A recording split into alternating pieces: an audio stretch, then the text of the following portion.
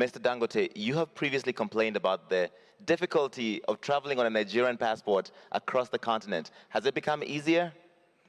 Even an hour ago, I complained to President Kagame.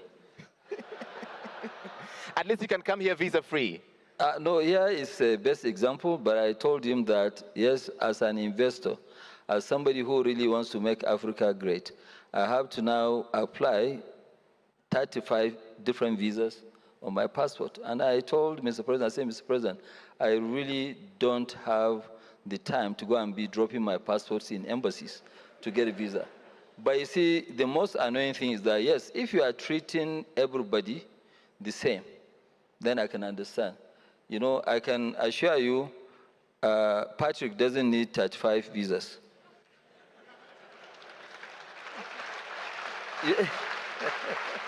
No, I said that. What I'm saying, you have... You do not...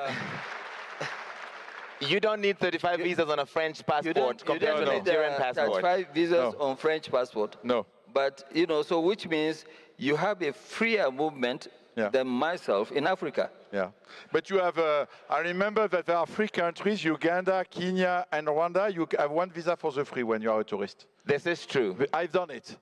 So it's good. So you can expand it. It's a question of will. But I think all what is moving on about community between Africa, it's up to the African leaders to decide, will be good for Africa. Yes, but it will change. And what I keep saying, right now, our main job is to make sure the regional markets, they all work.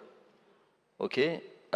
Once they work, then we can now go to AFCTA. But the AFCTA also, we need to make sure that it works.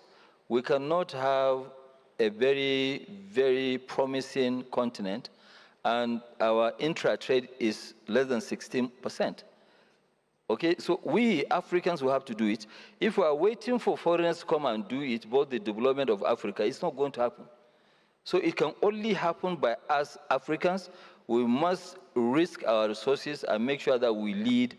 Then we will have people who actually trust and believe in Africa, like Patrick, to come and help us to push to the next level.